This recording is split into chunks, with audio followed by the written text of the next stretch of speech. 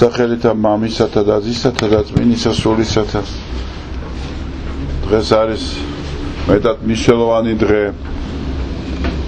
ქრისტიანებისთვის, სულთმოფენობა, რომლითაც დასრულდა ლიტურგიული ციკლი ეკლესიური ცხოვრებისა.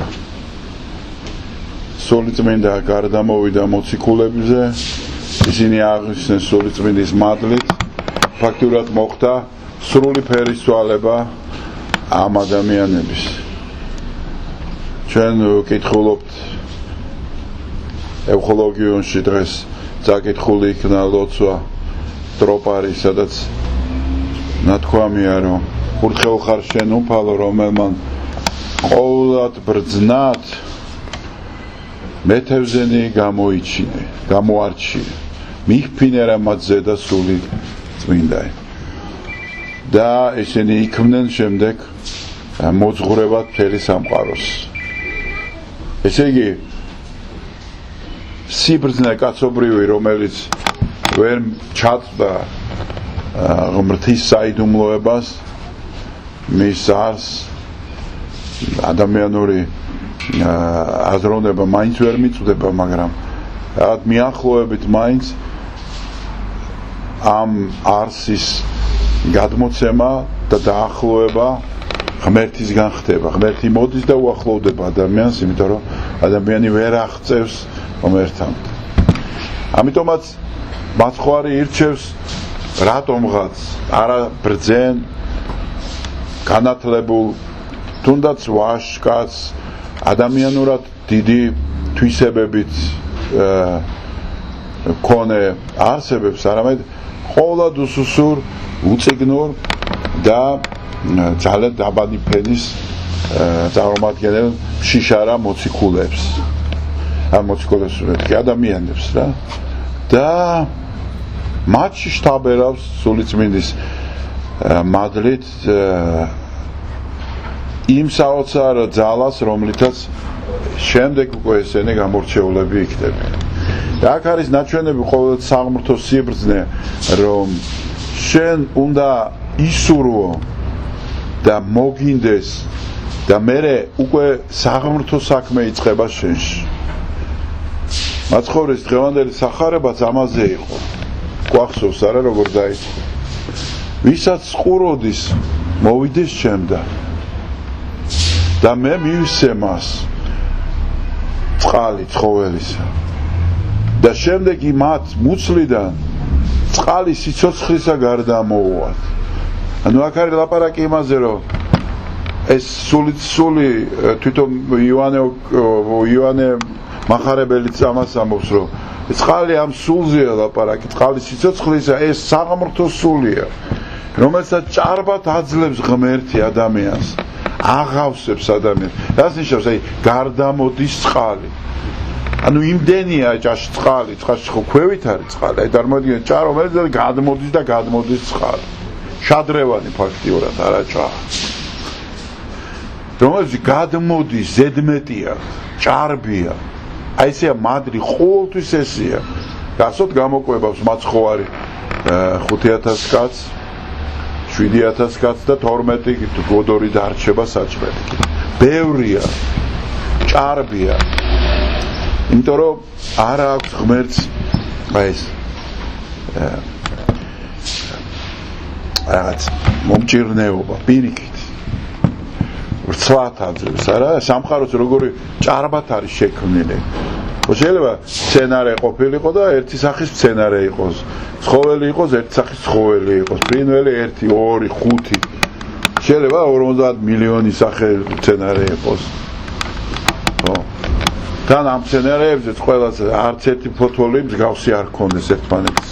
ანუ ეს სიმდიდრე, სიდიადე მისი თვისებაა ღმერთის. და იმათ ხვარი ამბობს, ვისაც წყურის რწმენეს ჩემი და მოვიდეს და მე ამ წყალს დავალევინებ, რომლის დროს შემდეგაც აღარ მოსწყურდება. ესე იგი, ვის წყურის, ვის უნდა დალევა წყლის?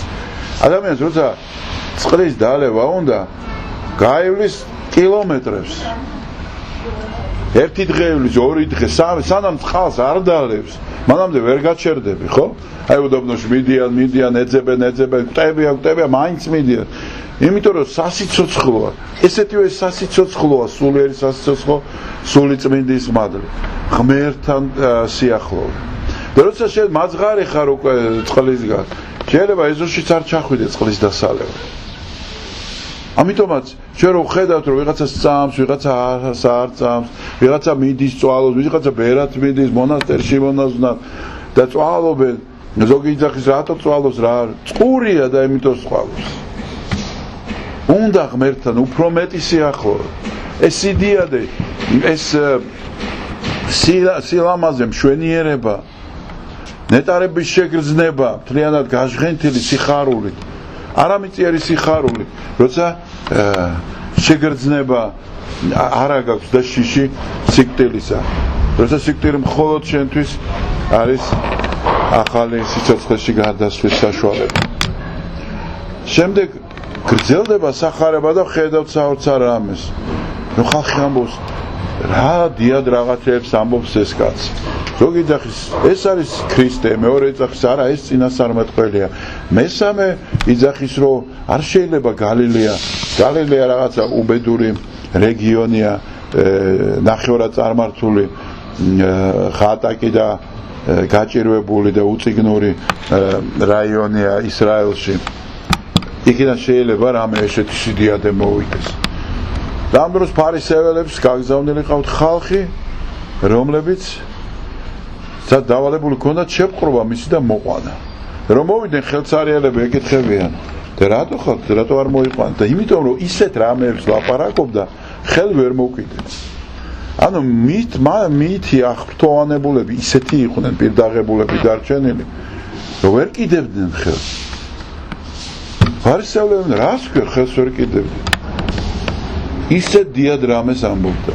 რა დიად რამეს ამბობდა? ეტყვიან ფარისევლები. რა დიად რამეს ამბობდა? ეკაცი, ღვთის მგმობელია, დასაჭერია, დასასჯელია. თქვენც მოწაფენი ხო არ გახდით მისია. იმ წუთშივე იარლიკი, დღეს ცნობილი თემა იარლიკები, ხო? რაღაცა სიტყვი დაფიქრებას. მოდი დავფიქრდეთ, ის კაცი ვინ არის? დავფიქრდეთ. შენ მოწაფე ხარ მისია, შენც იგივეს დაგემართებ.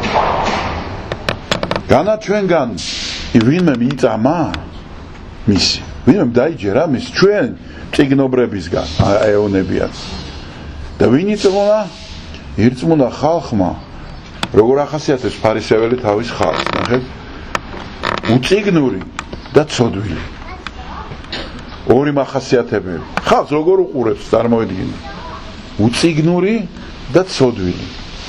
და სწორია, მართლაც მაცხოვარი მოვიდა უწიგნურთან და ცოდვილთან. და წიგნიერი ვინც იყო და უცოდველი, მათ არ ჭირდებოდა, მათ არ წყუროდათ. ამიტომაც არ მიიღეს ის.